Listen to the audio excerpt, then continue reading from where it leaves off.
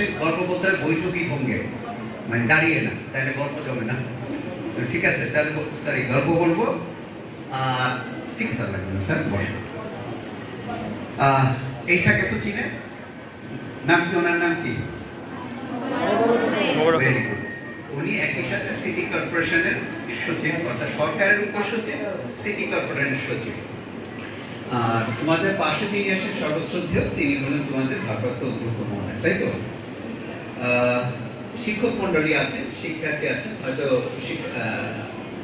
অভিভাবক হয়তো শহীদ, যিনি একসময় গণপরিষদের মাননীয় সংসদ সদস্য ছিলেন এবং যুদ্ধের সময়, মহান যুদ্ধের সময় তাকে কোথায় নিয়ে গেছে, গুম করে ফেলছে, আর হদিস পাওয়া যায় না, তার নামে নাম করে।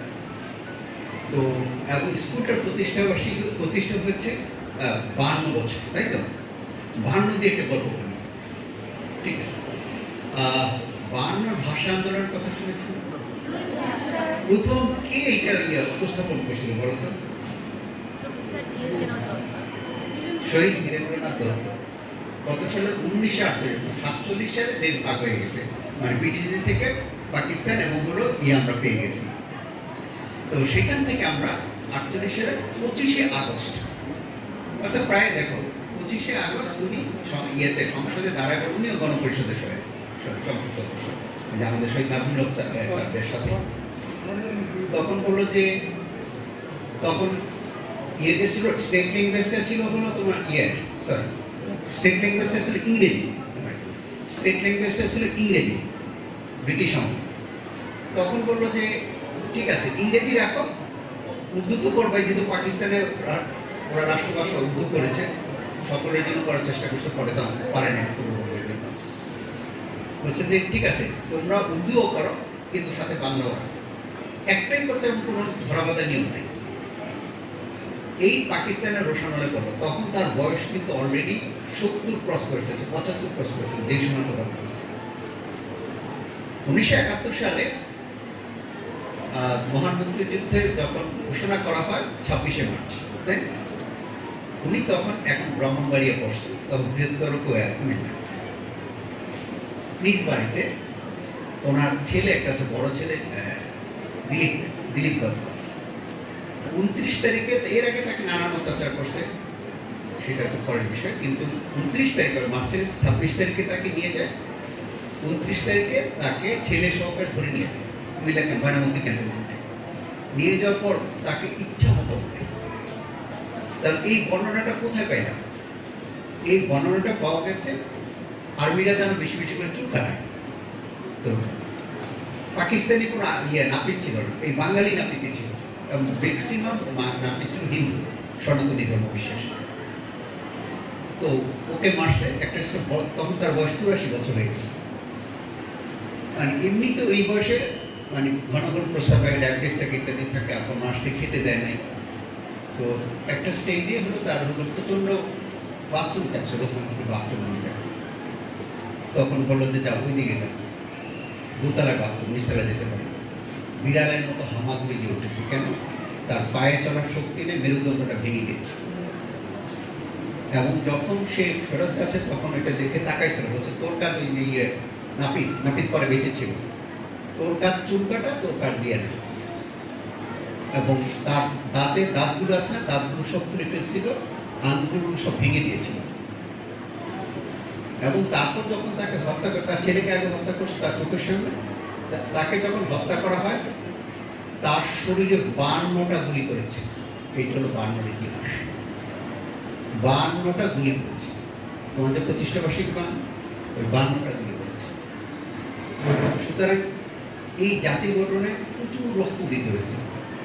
তার আগে 47-এর আগেও দিতে হয়েছে, 47-ও দিতে হয়েছে, তারপর মহান মুক্তিযুদ্ধ দিয়েছে, এবার দিলা তোমরা 24। তো সেক্ষেত্রে আমরা প্রত্যেক শহীদের প্রতি শ্রদ্ধা নিবেদন করি। যিনি এটা প্রতিষ্ঠা, তাদের সহকার প্রত্যেক মহান মুক্তিযুদ্ধ এবং আমাদের এই যে সর্বশেষ দ্বিতীয় স্বাধীনতা আন্দোলন তোমরা যারা করেছো, তাদের সকলের শহীদের আত্মার মাত্রা কামনা করছি। একই সাথে যারা আহত আছেন, তাদের দ্রুত আরোগ্য লাভের প্রার্থনা করছি। এখন দেখো, আমি বলছি গল্প কোনো ইয়ে না, বক্তৃতা না, সিনেমা কে দেখো? Very good. একটা সিনেমা তোমরা দেখতে পারো, হয়তো অনেকেই দেখেছো, আমার দেখার অত সময় হয় না, কিন্তু কিছু কিছু সিনেমা পড়তে পারে। সেই সিনেমাটা হলো 2023 সালের অক্টোবর মাসে হয়ে মুক্তি পাইছিল ভারতে। কি বলতো, কোন সিনেমার কথা বলবো? 12 ফেল। এই সিনেমা 12 ফেল। হ্যাঁ, 12 ফেইলে এই ছেলেটা বারবার ফেল করছে। ক্লাস 12 ফেল মানে হলো ক্লাস 12 কেউ ফেল করছে না, কমার্স। তাহলে তার মুখ ঘুরে গেল কোথায়? কিন্তু তার আকাঙ্ক্ষা ছিল বড় চেষ্টা করার। কারণ একবার এসডিএম, ওই যে আমাদের যখন ডিসি দেখো না, জেলা প্রশাসক, তখন মহকুমাতে ছিল এসডিএম, এখনো ইন্ডিয়াতে আছে। আমাদের দেশে যখন উপজেলায় উপজেলা নির্বাহী কর্মকর্তা, ওদের দেশে বলে এসডিএম, আমাদের দেশে আগে এসডিএম করতে চলে।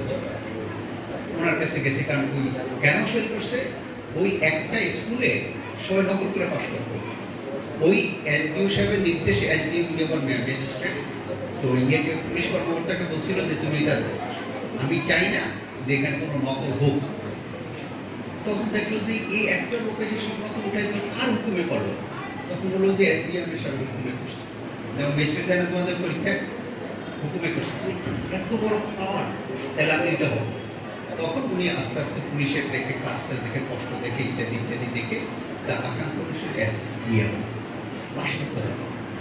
এই পাশ করার যেই লোকটা বারবার ফেল করতো, পাশ করার জন্য সে ধনী দুলালি, কুকুর পেলেছে, গ্যারেজে ঘুমাইছে, রাস্তায় ঠেলা গাড়ি খেয়েছে, সব ধরনের কাজ করছে। তার অনুপ্রেরণা ছিল তার এক বান্ধবী। তোমরা সেই বান্ধবীর নাম জানো, তার শ্রদ্ধা যোশী। এবং সে তারপর পরবর্তী তাদের সাথে বিয়ে হয় এবং সে তার এখন সংসদে কেন, সে কিন্তু পরবর্তীতে ক্যাডার সার্ভিসের পুলিশ কর্মকর্তা হয়। তার স্ত্রী, যেটা বান্ধবী ছিল, সেই স্ত্রীও কিন্তু পরবর্তীতে রেভিনিউ ক্যাডারে চাকরি করে, এখন দুজনে চাকরি করা। তার মানে চাইলেই সম্ভব, সেটা হলো মূল কথা। যেমন এবার আন্দোলনটা কি ছিল? কোটাগুলোতে সরকারি চাকরি যাতে কোনো কোটা না, ওই সময় না, ওইখান থেকে ওইরকম কোনো ওদের ছোট ছোট আছে, কোটা আছে, কিন্তু সেটা বৈষম্য নাই, এখন যেমন কোটা কোটা নাই। তো মূল কথাটা যেটা আমরা বলতে চাচ্ছি, তোমরা তো ফেসবুক চালাও না, একটা জিনিস মনে রাখবা, যতই চ্যাটিং বা ডেটিং করো না কেন, সেটিং কিন্তু স্রষ্টার উপর, সেটিং কিন্তু স্রষ্টার কাছে।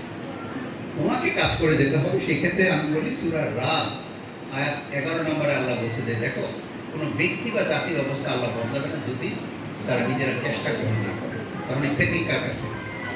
এবং আল্লাহ আরেকটা আছে, সেটি বলা হচ্ছে যে কোনটা তোমার জন্য মঙ্গল এবং কখন মঙ্গল, এটা স্রষ্টা দেবে।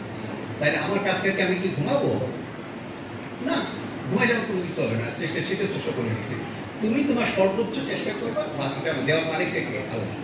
তো সুতরাং যে ধরনের বিশেষ করে সেটা করবে। এবং তোমরা আরেকটা দেখবে যে সূরা বনী ইসরাঈলের আয়াত 7 আল্লাহ বলছে যে তোমরা যদি ভালো কিছু করো তবে নিজেদের জন্যই ভালো করবে, আর যদি মন্দ করো তবে নিজেদের জন্য মন্দ করবে। আর সূরা শামস আয়াত হলো 9 থেকে 10 আল্লাহ বলছে যে নিজেকে শুদ্ধ করে সে সফল কাম হয়, যে কলুষিত করবে সে একটা সময় সফল হবে না। একদম আল্লাহর ঘোষণা। হযরত আলী রাদিয়াল্লাহু আনহু, রাসূল সাল্লাল্লাহু আলাইহি ওয়াসাল্লাম আলী রাদিয়াল্লাহু আনহুকে খুব পছন্দ করতেন। উনি বলছিলেন যে মক্কাটা যদি একটা শহর হয়, এটা যদি একটা লাইব্রেরি হয়, পুরোটা জ্ঞানের লাইব্রেরি হয়, তাহলে একটা যেমন দরজা দিয়ে লাইব্রেরিতে ঢুকে, জ্ঞানের রাজ্যে ঢোকার রাস্তা হলো আলী। এরকম জ্ঞানী ছিলেন। আলী রাদিয়াল্লাহু আনহুর একটা কথা আছে, দিনের আলোতে এমন কিছু করো না যাতে রাতের ঘুম নষ্ট হয়, আবার রাতের আলোতে রাতে এমন কোনো কাজ করে না দিনের আলোতে মুখ করতে হয়। সুতরাং এইটা আমাদের মানতে হবে। সামনে কি পূজা? দুর্গা পূজা। মা দুর্গা দুর্যোগ নাশিনী। তার কয়টা হাত? 10টা। তাবৎ পৃথিবীতে কিন্তু যতগুলো ধর্ম আছে নারীকে সম্মানিত করছে। আমরা যারা পুরুষ আছি, বিভিন্ন সুবিধাভোগী শ্রেণী আছে, তারা বিভিন্ন অপব্যাখ্যা দিয়ে এটা তোমাদেরকে ক্ষমতাকে, তোমাদের যে সামর্থ্যকে নষ্ট করার চেষ্টা করছে। কিন্তু দেবীত্ব থেকে কিন্তু বাদ দেবে। কোরআন শরীফে একটি মাত্র সূরা, পুরুষদের নামে কোনো সূরা নেই, নারীদের নামে একটা সূরা আছে, সূরা নিসা। আর সনাতনী ধর্মে যত দেবী আছে, ম্যাক্সিমাম দেবী কি নারী। তারপর তুমি যদি গ্রিক মিথোলজি দেখো, ম্যাক্সিমাম দেবী দেখো, ওই দিক থেকে সমস্যা নাই।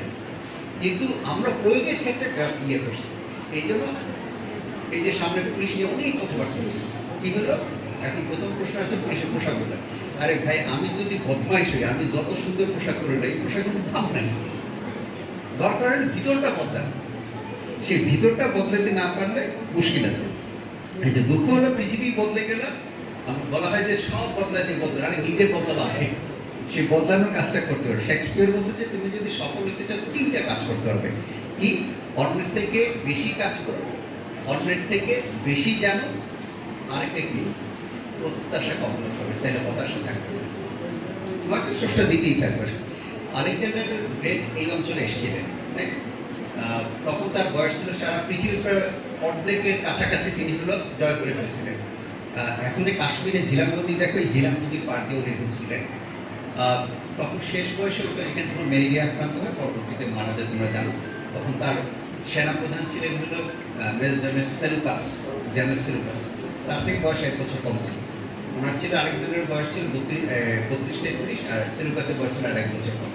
ওই যেমন বিচিত্র সেলুকাস বাংলা এই অঞ্চলের বৈশিষ্ট্য দেখে তখন উনি বলছিলেন জীবনের শেষ সায়ান্নে, যখন অসুস্থ মারা যাচ্ছে, তখন বলছেন যে পৃথিবীর সবচেয়ে মূল্যবান সম্পদ হচ্ছে সময়, এবং জীবনের সবচেয়ে গুরুত্বপূর্ণ কাজ হলো মানুষের জন্য কিছু করা। এই সময় চলে গেলে এটা আর কখনই ফেরত পাবো না, কখনই ফেরত পাবো না। শেষ কেস, তুমি যদি ধরো এসএসসি পরীক্ষায় তুমি ঘাটতি গাফিলতির জন্য আরেকবার এসএসসি পরীক্ষা দিলে, কিন্তু তুমি যখন আমার কাছে ভাইবা দিতে আসবে, বিসিএস এ ভাইবা দিতে আসবে, তখন তার বলবো তুমি ডাবা মারা, তুমি শয়তান। প্রথম ধারণাটা হবে সাইকোলজিক্যালি যে তুমি খাও, তারপর হলো বাকি গুলো। প্রথমে দর্শনধারী, পরে দুর্নীতি। সুতরাং সেইটা মাথায় রাখবে যে সময়টা নষ্ট করা যাবে না। আমাদের যে দ্বিতীয় স্বাধীনতার কথা বলছি, অর্থাৎ 36-এ চলে যেত 5ই অগস্ট আর কি, শপথ নেই হলো গণতন্ত্র সময় 8ই আগস্ট। তখন সেই দিন আমাদের মাননীয় প্রধানমন্ত্রী ডক্টর মোহাম্মদ ইউনূস নোবেলজি 3টি গ্রুপ, বক্তৃতে 3টা গুরুত্ব দিয়েছিল। প্রথম গুরুত্বটা কি? তোমাদের প্রতি কৃতজ্ঞতা জ্ঞাপন করছেন। দ্বিতীয় দেশ গঠন সবার একসাথে কাজ করা লাগবে।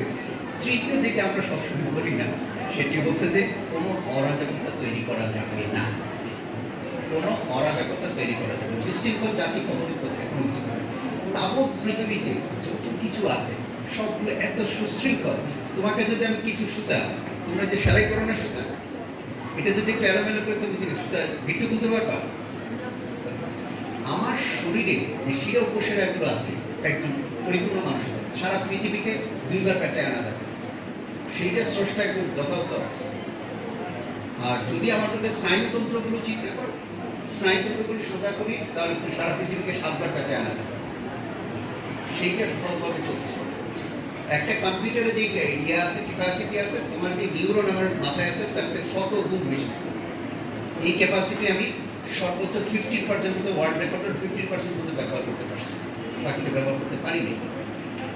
মানে চাইলে এটি করা সম্ভব, সেই জায়গাটা আমার করছে। এখন বলছি যে অরাজকতা করা যাবে না।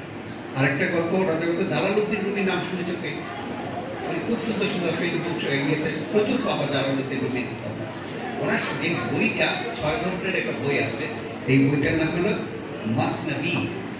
এটা ফার্সি ভাষায় লেখা, 6 ঘন্টা। উনি শুরু করেছিলেন এটা লেখা 1558 খ্রিস্টাব্দে 54 বয়সে, শেষ করছিল 1273 সালে, কিন্তু শেষ করে যেতে পারে নাই।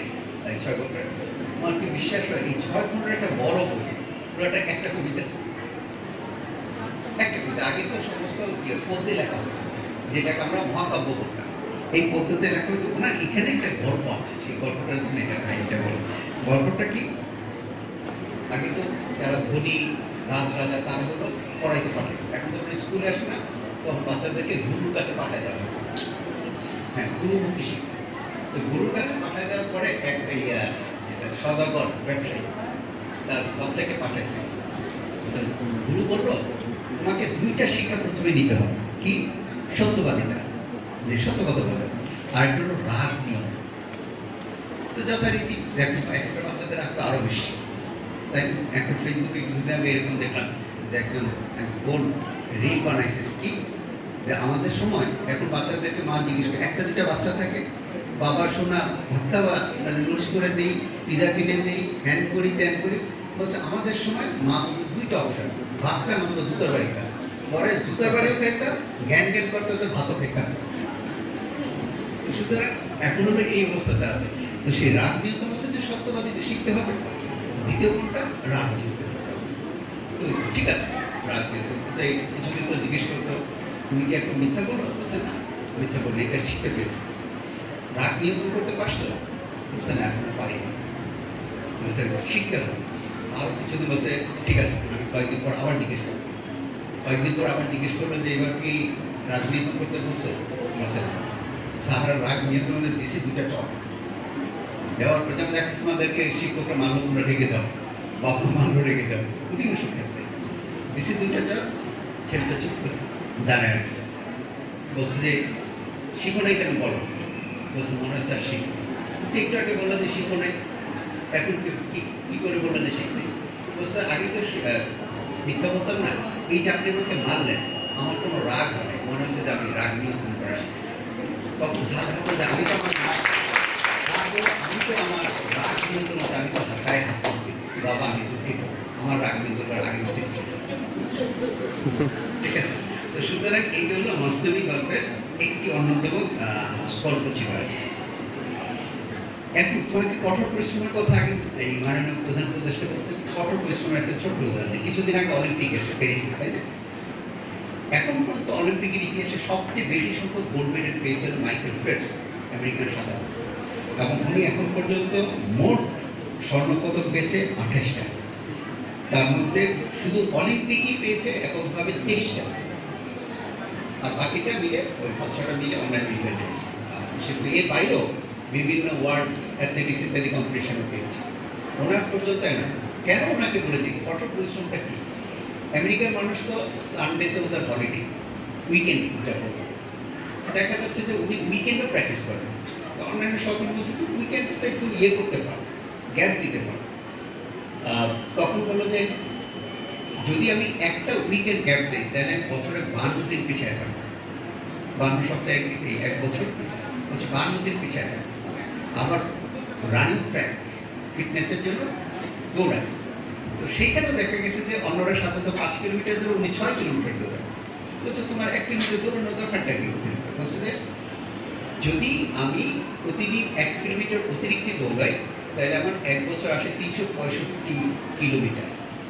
এই জন্য ইংরেজিতে একটা ইডিয়ম সৃষ্টি, সেটা হলো গো এক্সট্রা মাইল। গো এক্সট্রা মাইল, যে তাহলে তুমি সবার থেকে আলাদা। এই জন্য তো সে আলাদা। যদি তুমি আমি যদি একই হই তাহলে আমি আগাইতে পারবো না। এই যে তোমাদের স্যার বললো যে আমার এইখানকে এসএসসির যে রেজাল্ট আছে তাহলে আমার এখানে প্রায় 94-95% হলো পাশে থাকে, কিন্তু আমার এখানে 98%, তাই তো? তো সুতরাং সেই ক্ষেত্রে দেখো তোমরা আগে আসো। তো সেটা ধরে রাখা তোমাদের জন্য একটা কথা আছে না, ছাত্র নাম অধ্যায় নাম তপ, অর্থ কি জানো না? ছাত্রদের প্রধান কাজ হলো তপস্যা, মানে পড়াশোনা হলো প্রধান তপস্যা, পড়াশোনা হলো প্রধান তপস্যা। আরেকটা ইংরেজি শব্দ তোমাদের শিখেছে, সাইকোলজিক্যাল নাম, এইটাকে বলা হয় ক্লিনোমেনিয়া। কখন শুনছো? ক্লিনোমেনিয়া হলো বিছনা প্রেম। বিছনাতে করতে চায় না, ওই ফেসবুক চালাবে, শুয়ে থাকবে, এইটাকে বলে বিছনা প্রেম। এই বিছনা প্রেম এখন বাচ্চাদেরকে বিরাট, সারা রাত চ্যাটিং করবে, ফেসবুক দেখবে, পড়ালেখা গোল্লায় যাচ্ছে, সকালে আর উঠতে পারে না। এই ক্লিনোমেনিয়া থেকে দূরে থাকতে হবে। এখন দেখো যে ধর্ম কথা বলতে বলতে আমরা গলা ফাটাই, কিন্তু আমাদের যে সত্যবাদিতা, অন্যের হক মেরে না খাওয়া, ভেজাল না দেওয়া, অন্যকে ঝামেলা না করা, কষ্ট না দেওয়া, এটা কি আমার চর্চায় আছে? নাই। জাপান কি ধর্ম পালন করে? জাপানের সাথে বলছি, কারণ জাপানের সাথে 1945 সালে জাপানকে থামাতে বানা হয়েছে, কিচ্ছু ছিল না। আমাদের তো একটা গাছ লাগাইলে হয়ে যায়, জাপানে কিন্তু 15% আবাদি জন্য, একদম পাথুরে জায়গা। দ্বিতীয় বিশ্বযুদ্ধে তাকে আমেরিকা একদম শেষ করে ফেলছে। ইভেন এখন নেওয়া জায়গাটা, দ্বীপটা এখন আমেরিকা দখল করে রাখছে, ক্যান্টনমেন্ট আছে আমেরিকান, এবং এটার খরচ করতে আমেরিকাকে দিতে হবে, এই জাপানকে দিতে হবে। এই জায়গা থেকে তারা এমন জায়গায় চলে গেছে জ্ঞান বুদ্ধিতে, প্রযুক্তিতে, সারা পৃথিবীতে 10 বছর আগে। জাপান হলো ধর্ম নিয়ে বাড়াবাড়ি করে, কিন্তু কেউ কখনো অসত্য কথা বলে না, অন্য হক মানে না, ওদের ঘরে ঘরে ওয়াজ হয় না, রাস্তায় রাস্তায় মসজিদ মন্দির প্যাগোডার করে না, যার যার ধর্ম শেষের চর্চা করে, কোনো ভাব মারে না। ওদের যেটা হলো ভুল করলে ক্ষমা প্রার্থনা এবং বিনয়। সারা পৃথিবী জাপানকে চেনে, ওরা যদি স্টেডিয়ামে দেয়, ওর নিজের ময়লা তো ও ফেলবে না, অন্যের ময়লা পকেটে করে নিয়ে আসে, অন্যের ময়লাও পকেটে করে নিয়ে আসে। সুতরাং এই যে হলো জাপান, জাপান থেকে অনেক কিছু শেখার আছে। ভূমিকম্পের এই গল্পটা তোমরা সকলে জানো। একটা বাচ্চা অনেকদিন আগে একটা বাচ্চা ভূমিকম্পে খবর দিচ্ছে, আমরা যেমন এই যে এবার ট্রেনিং চলে গেছে, তার প্রাণ দিয়েছ না, এখান থেকেও পাঠিয়েছে। একটা বাচ্চা লাইন ধরে দাঁড়াইছে, এখানে কিন্তু কোনো গার্ড দিতে হয় না খাবার নিতে। আসার পর ওদের তো ধান নাই, ভাত নাই, তখন রুটি দিয়েছে। বললো যে পুরা রুটিটা নিবে না। বলছে কেন? পরে যদি কেউ এসে না পায়। দীর্ঘক্ষণ লাইনে থাকার পরও বলছে যে আমি পুরাটা নিব না, যদি পরে কেউ এসে না পায় তাহলে সে না খেয়ে থাকে। এইটারও পায়। সুতরাং এই চর্চাগুলো আমরা খুব একটা শিখি কিনা আমার কাছে মনে হয়। জাপানিজ অলসতা কাটানো, যে ক্লিনোভেনিয়া বলছিলেন না, বিষ্ণা প্রেম, ওই বিষ্ণা প্রেম কাটানোর জাপানিজ 6টা টেকনিক আছে। এই টেকনিকটা বলে দিই, শেষ করে দিচ্ছি। ইকিগাই, অর্থাৎ প্রথমে তোমার ঠিক করতে হবে তুমি কি করো, জীবনের উদ্দেশ্যটা এইটা ফিক্স করতে হবে, না হলে তুমি আসলে সফল হতে পারবে না। তুমি যদি বলো এখান থেকে বাসায় যাবা, যে তাহলে কিন্তু তুমি প্রথমে ঠিক করো, যদি পয়সা থাকে রিক্সায় যাবা নাকি হেঁটে যাবা, তুমি কিন্তু বাসা ঠিকই যাবা। তোমার উদ্দেশ্যটা হলো বাসায় যেতে হবে। তুমি যদি না একটু কফি খেতে যাও, তখন কিন্তু অন্যরকম, তখন কিন্তু হাতে পকেটে পয়সা থাকতে হবে, তাই তোমার উদ্দেশ্যটা আগে ঠিক করতে হবে, তার মাধ্যমগুলো পরে চলে আসে। এটা লিখিকেই। তারপর শিকাতা নাই, নাই বা নেই বলে, শিকাতা নাই, অর্থাৎ যেইটা নিজের কন্ট্রোলে নাই সেটা নিয়ে হাউদাস করো। আমার কাছে বসিতে মাছ ধরতে যায়, পুঁটি মাছ চলে গেছে, এত বড় রুই মাছ চলে গেছে, মনে করেন দরকার। আমি প্রায়শই বিভিন্ন জায়গায় বলি, ঢাকাতে চাকরি যখন করতাম, প্রচন্ড জ্যামে আটকে বসছি, খালি টেনশন করে, প্রেশার বাড়াইতেছে। ভাই তুমি তো গাড়িটা চালাইতেছো, গাড়ি চালাইছে ড্রাইভার, তুমি জ্যামে করেছো, তুমি টেনশন করে দরকার নেই, তুমি কেন ঘন্টা রওনা পাবে, বসে বসে টেনশন করে দরকার নেই। যেটা তোমার নিয়ন্ত্রণে নেই সেটা হাবিতেশ করো না। এই জন্য ভাবনা চিন্তা করে করবা কোনটা তোমার দরকার, কোনো প্রথম লক্ষ্যটা স্থির করো, তারপর এটা অর্জনে তুমি চেষ্টা করো। মনে করো যেটা তুমি পারবা না, আমি ব্যক্তিগত জীবনে একদম সেইটা অনুসরণ করি, যেটা আমার আজকে করার কথা আমি আজকে রাত 3টা বা 3টা শেষ করে দিই, যাতে অন্যভাবে যাতে আমাকে কথা। তারপর যদি আমার কপালে না থাকে, ওই যে বলে যে কোনো যদি তোমার কপালে লেখা থাকে, যদি তুমি পরিশ্রম করো 2 পাহাড়ের মাঝখানে থাকলেও পাবা, যদি কপালে লেখা না থাকে 2 ঠোঁটের মাঝখানে থাকলে পাবা না। শুধু যেটা তোমার নিয়ন্ত্রণটা হাবিতেশ করবা, তোমার চেষ্টাটা আগে করতে হবে, এটা একটা। দেন হলো ওয়াবি সাবি। ওয়াবি সাবি অর্থ হলো কোনো মানুষের সঙ্গে। এই যে দেখবে যে তোমরা মেয়েরা প্রেম করো না, তাহলে কিন্তু অবস্থা খারাপ হবে। প্রেম করার পর দেখে যে মানে যারা প্রেমিক আছে তার সবাই খুব অসম্ভব, খুব সুন্দর, ভালো সেন্ট দেয়, ভালো পোশাক পরে আসে, কি সুন্দর। যেই বিয়েটা করে ডিভোর্সে আর সবচেয়ে বেশি প্রেম করে তারা বিয়ে করে। কেন? ওই মানুষটাকে সে প্রেমের সময় যেরকম দেখছে, তো সেরকম না। তার গায়ে গন্ধ, তার টাকা পয়সার ঘাটতি আছে, সে রেগে যায়, সে কথা শোনে না, নানান যন্ত্রণা। ওই যে বলছে যে আরেকজন ইয়ের একটা কথা আছে, সক্রেটিসের কথা আছে, নিজেকে জানো, নিজেকে জানো। তখন বলছে সক্রেটিস কোথাও বলেনি নিজেকে কেমনে জানো। তখন একজন প্যারিস ইউনিভার্সিটি একটা স্টেটাস দিচ্ছে যে বিয়ে করলে বোঝা যাবে, ঠিক করলো। তখন ওই স্পাউস বলবে তোমার এইটা খারাপ, এইটা খারাপ, এইটা খারাপ, এইটা খারাপ, তখন তুমি নিজেকে জানতে পারবে, এটাকে জানতে পারবে না। সক্রেটিসের বউ জেন পিপি, তার নাম, এক্সপিরিয়েন্স নিতে পারে। জেন পিপি ছিল প্রচন্ড রাগী, কিন্তু সক্রেটিসের বাম ধরলে কোনো আয় পছন্দ হইবে এরকম জামাই কিন্তু যত জ্ঞান বড় পছন্দ করে না, সংসার তো চালাইতে হবে।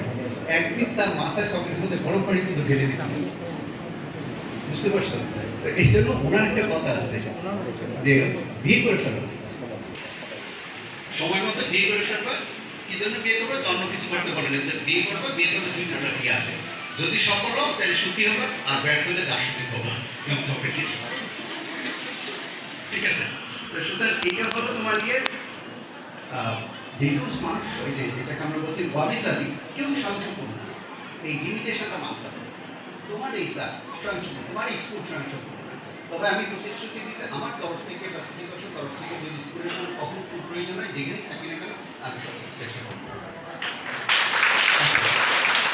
আরেকটা কথা আছে, এটা 3 নাম্বার আছে ওয়াবিসাবি, 4 নাম্বার হলো গামানা। গামানা মানে জামানা না, কিন্তু গামানা। গামানাটার অর্থ কি? জীবনের কঠিন সময় নিজের আত্মসম্মানবোধ রক্ষা করতে হবে। মিটিয়ে দেওয়ার দরকার নেই, একটু কম খাই না, একটা পদ না পাই না, কি যায় আসে, নিজের কাছে করে কম দেবো, ভালো মন্দ তুমি নিজে জানো কোনটা। তো সুতরাং এইটা মাথায় রাখতে হবে যে তুমি আবেগ কন্ট্রোল করতে হবে, উদ্যম ধরে রাখতে হবে, এটা একটা। তারপর উভয়তরী। উভয়তরী অর্থ হলো কি? অন্যের সাথে তুলনা করো, অন্যের সাথে তুলনা। সাধারণত আমাদের ঘুষখোর যারা আমরা আছি অফিসার, তারা কি করে?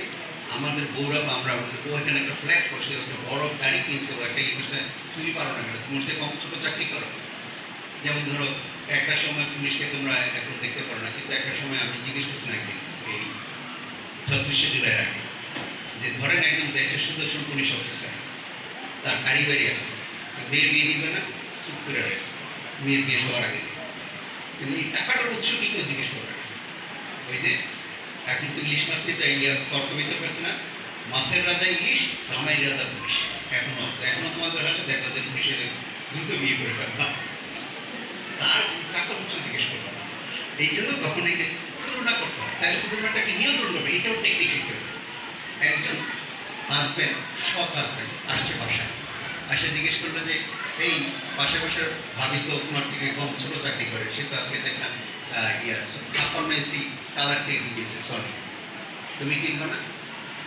আমি তোমার টেকনিক জানি, পড়াশোনা করা সৎ মানুষের টেকনিক জানি, পড়াশোনা করা সৎ মানুষের, ও তো কিনতেই পারে।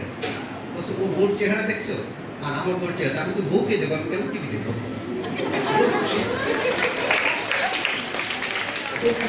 তোমার টেকনিকও জানতে হবে কিভাবে তুমি নিয়ন্ত্রণ করবো, তো অন্যের সাথে তুলনা করবো। আর সর্বশেষ হলো কাইজেন। কাইজেন মানে হলো বড় পরিবর্তন চিন্তা করে কম কিছু করবো, ছোট্ট ছোট্ট পরিবর্তন দিয়ে শুরু করবো। সে ধরো আমি এখন কোট পড়াচ্ছি, আমি যদি তোমাদের একটা ওয়াশরুমে চাই, আমি কোটটা ওয়াশরুমে বসে আমি কোটটা ঝুলানোর জায়গা পাবো না, তাহলে পরিবর্তনকে আমি যদি একটা পিন মেরে দিই, 2 হাত প্যারেক, ছোট্ট প্যারেক, তাহলে আমি কোটটা ঝুলে দেবো, এইটা ছোট করবো, কিন্তু আমার এটা খুবই করবো। এরকম বলছে যে ছোট ছোট পরিবর্তন দিয়ে তুমি যাত্রা শুরু করো, এটা নাম হলো কাইজেন। তো সুতরাং এই অনুযায়ী করতে হবে। মনে রাখতে হবে, ছাগল আর স্ট্রাগল জীবনে আসবে, এটাতে পা পাবো না, যত কাহিনী করো এটাতে পা পাবো না, সেটা মাথায় রাখতে হবে।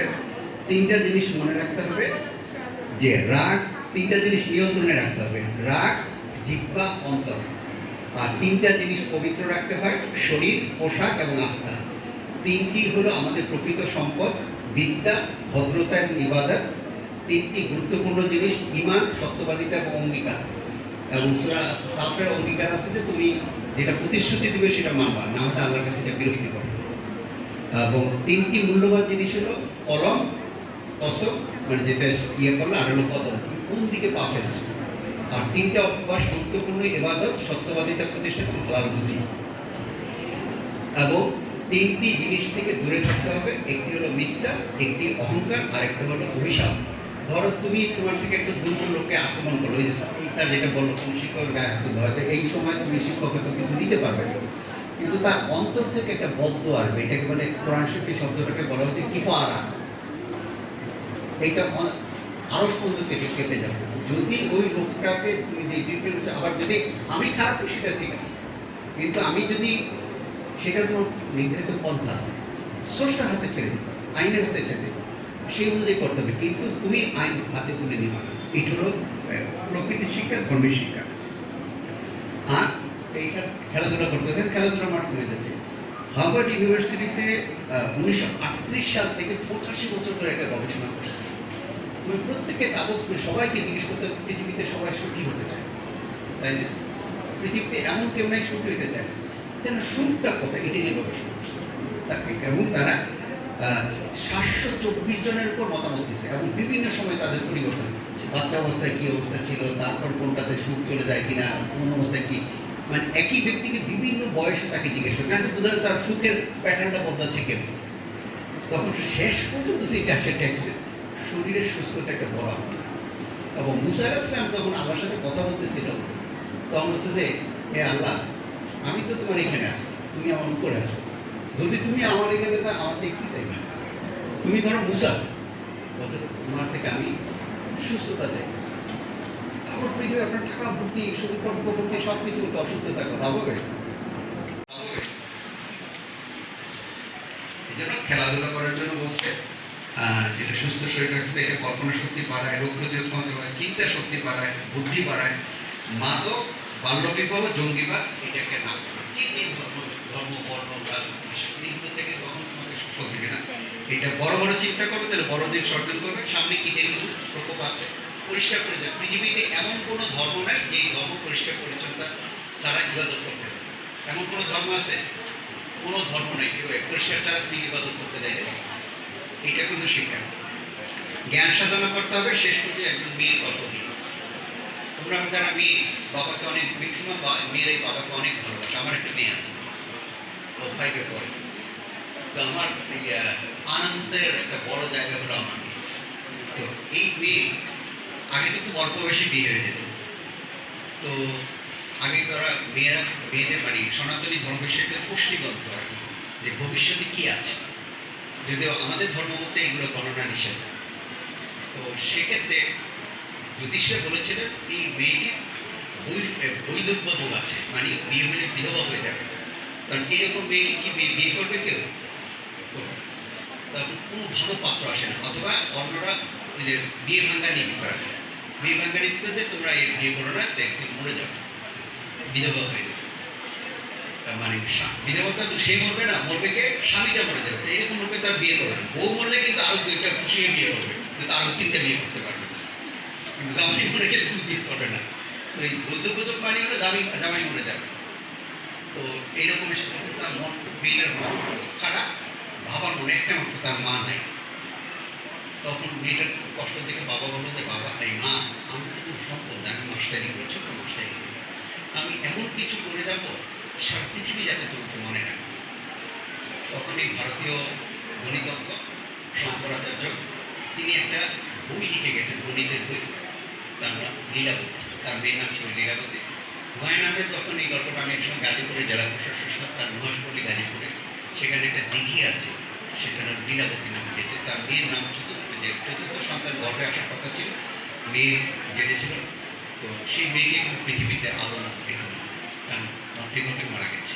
কিন্তু ওই দিঘিটার নাম লীলাবতী দিঘি রেখেছে। তার একটা পরে উপন্যাসে লিখেছে দিঘির জলে কার ছায়া। কারণ সেটি এখনো স্মরণ করতে, যে মেয়েকে যদি ওইভাবে মানুষ করা যায় তাহলে সারা পৃথিবী বদলে যাওয়া সম্ভব। আর সেই প্রত্যাশাই থাকলো। আর অতুল প্রসাদ সেনের সেই বিখ্যাত কবিতা, ধর্মেতে কি, কর্মেতে কি, উন্নতশীল নাহি। ধন্যবাদ সকলকে।